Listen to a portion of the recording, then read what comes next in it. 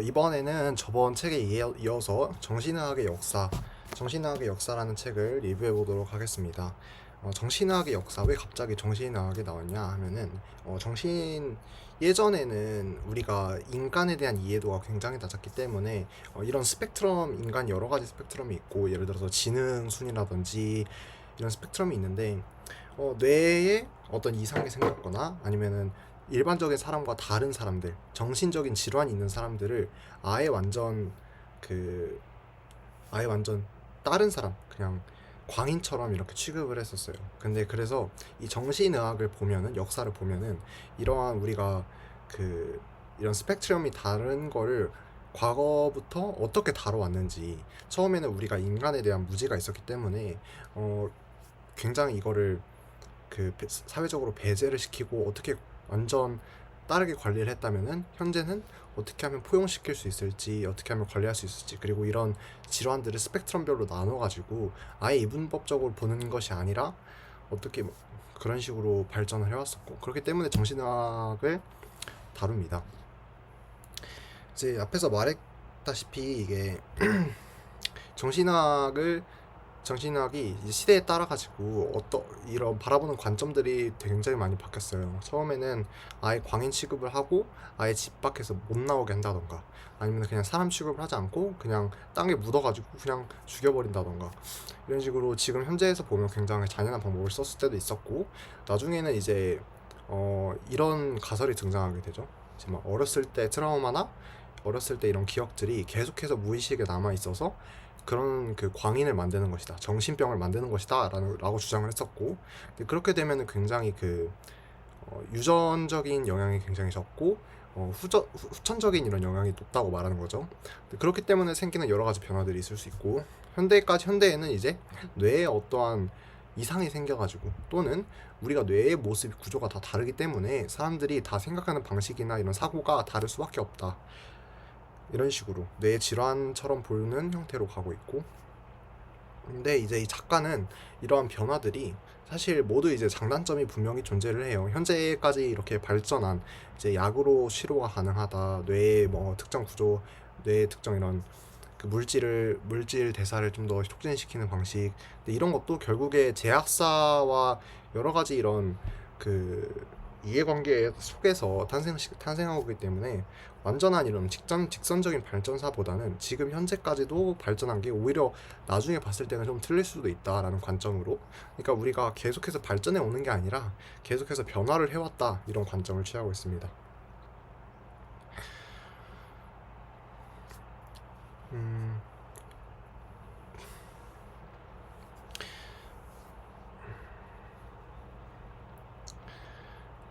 그래서 이제 예전 좀 이렇게 전체적인 역사를 좀 짚어보면은, 예전에는 그렇게 광인 취급을 했었어요. 근데 엄청나게 획기적인 사건이 하나 발생하게 됐는데, 바로 수용소라는 시설, 그냥 어떠한 시설에 한 번에 그 사람들 관리를 하는 거예요. 원래는 이제 집 안에서 해결해야 되는 문제고, 집에서 감금을 시키거나 집 사람들이 돌보거나 하는 식으로 개개의 각 가족들이 돌봤다면은 사회적인 분업이 일어나고 산업화가 일어나면서, 이런 식의 관리 방법이 굉장히 큰 손실을 이뤄뜨리는 거예요. 가족들도 일을 해야 하는데 그 이상한 사람 때문에 계속해서 일을 못하는 상황들, 그런 문제가 있었고, 그렇기 때문에 수용소라는 시설에 한 번에 가두어서 치료, 관리를 하면은 훨씬 좋지 않을까 라는 생각을 했어요. 이런 변화가 일어났어요. 근데 그러면은 또 수용소에 너무나 과다한 사람들이 다 들어가 버린 거예요. 그래서 관리가 부족해지고, 어떻게 보면 엄청난 감옥처럼 보이기도 하고, 수용소가 아닌 이런 관리 실패의 문제가 있었고, 그다음에 전에 언급한 정신분석, 우리가 무의식 중에 받았던 트라우마나 어렸을 적의 기억이 계속해서 영향을 준다, 이런 가설 같은 경우에는 사실은 생물학적 근거가 부족하다고 현재까지 나와 있고, 그래서 어떤 사람들한테는 되게 솔깃한 해결책일지 몰라도 사실은 근본적인 해결책이 될 수 없다라는 문제가 있었고, 현대 정신학 같은 경우도 너무 인간의 이런 마음속 문제를 그냥 뇌과학으로서만, 그냥 뇌 문제로서만 환원시키는데 문제가 있다, 이런 식으로 여러 가지 문제가 복합적으로 존재한다, 이렇게 주장하고 있습니다.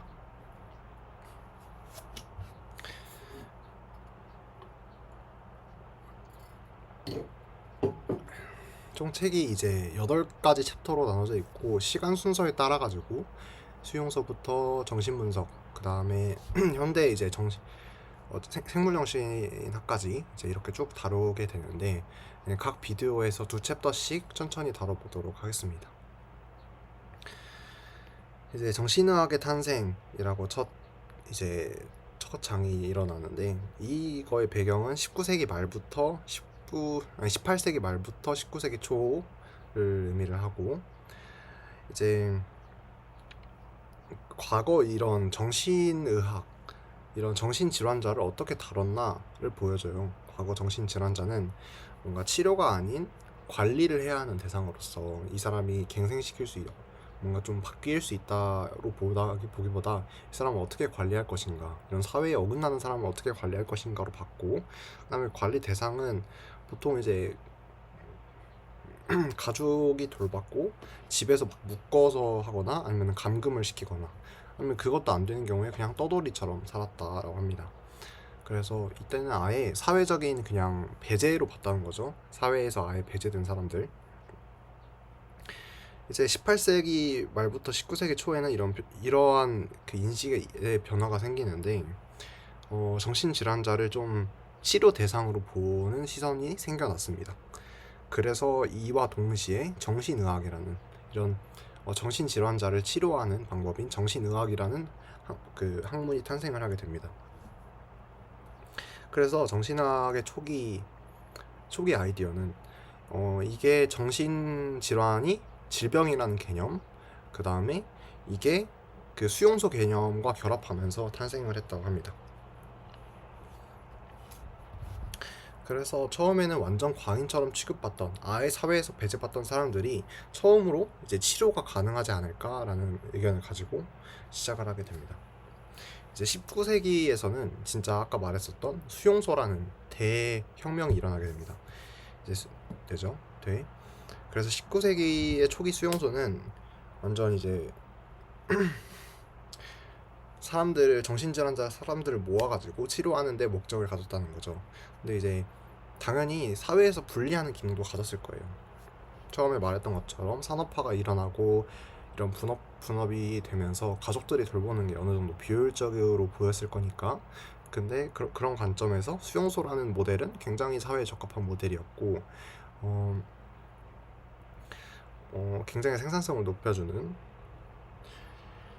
근데 이제 초기 수용소는 그냥 감옥이 아니었어요. 그냥 치료 시설로서 깨끗하고, 그 다음에 감금을 줄이고, 그 다음에 좀 규칙적인 일과를 하고, 그 다음에 의학적인 좀 관찰을 도입해서 치료를 좀 유도를 하는 거죠. 근데 문제가 있었어요. 이제 수용소를 관리를 하다 보니까 너무나 많은 사람들이 수용소에 몰려버리고, 관리하는 인원 대비 너무나 많은 사람이 몰리다 보니까 평소에 치료를 목적으로 하는 사람들, 그다음에 청소를 목적으로 하는 사람들이 다 행정적인 일을 하는데 다 인력이 쓰여버리게 됩니다. 근데 그 결과 그냥 치료라는 것은 거의 이제 무의미해진 상태가 됩니다. 그래서 이제 관리랑 통제를 중심으로 어떻게 보면은 사회적 격리 시설이 돼버린 거고, 그렇게 되면 이제 어떤 사람들이 이렇게 수용소에 몰렸냐면, 막 빈곤하거나 알코올 중독자, 아니면은 신경매독이라고 해서 그 약간 감염성 질환을 가졌거나, 아니면 정신질환을 가졌던 사람들도 당연히 몰리고, 그러니까 굉장히 많은 사람들이 몰렸다는 거죠. 이렇게 수용소의 질이 하락하게 되면서 다른 이제 변화가 또 생깁니다.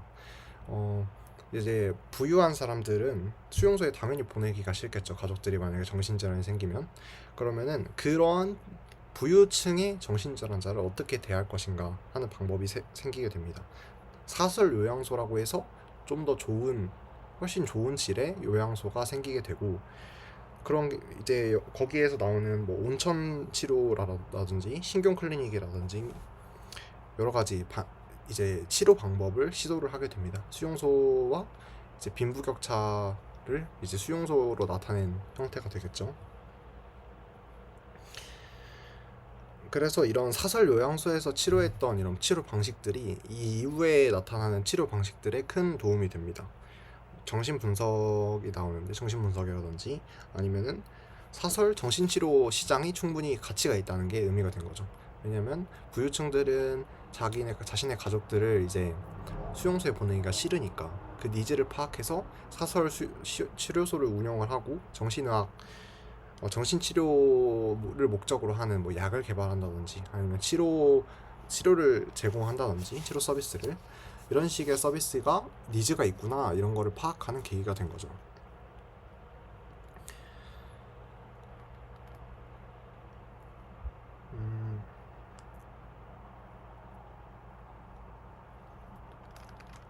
그래서 이제 가난한 사람이 만약에 정신질환에 걸렸다 그러면 그냥 광인으로 봐버리고 그냥 수용소에 바로 넣어버린다고 하면은, 만약에 부자가 이런 정신질환이 걸리면은 나는 광인이 아니야, 신경쇠약이야, 신경적으로 약할 뿐이야. 이게 신경쇠약이 뭐냐면, 이게 인간이 뭔가 그 집중을 하거나 몰입을 하는데 에너지를 너무 많이 쓰면 이런 신경 에너지가 있는데 이런 에너지가 약해진다, 그래서 정신질환이 일어났다라고 설명하는 가설입니다. 그 다음에 뭐 피로한 거야, 예민한 거야, 이런 식으로 이제 사회적으로 배제받던 사람들을 어느 정도 동일한 질환인데도 어느 정도 사회적으로 커버칠 수 있는, 그게 부유층에서 먼저 일어났다는 거죠.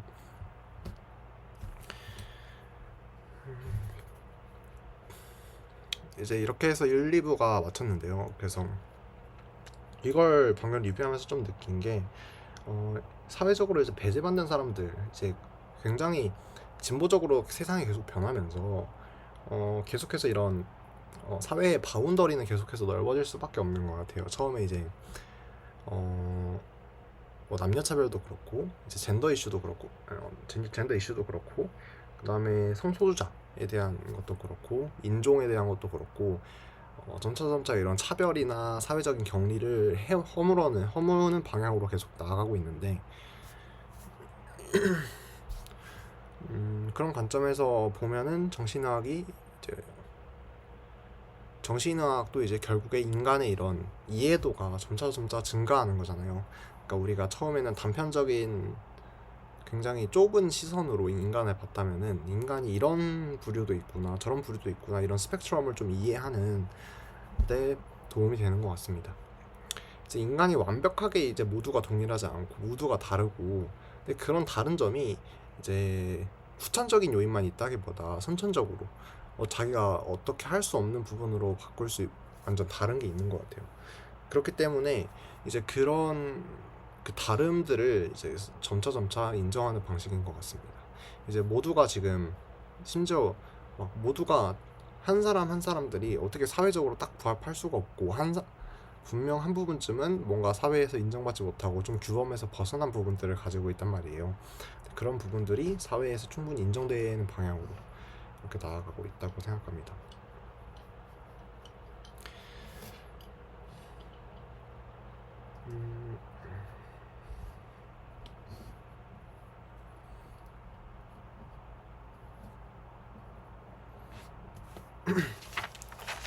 이제 점차 이제 정신의학이라는 게 치료로서의 목적을 가지고 이제 치료를 시작하면서 이제 어떻게 치료를 할 것인가에 이제 여러 가지 방법들이 나오게 됩니다.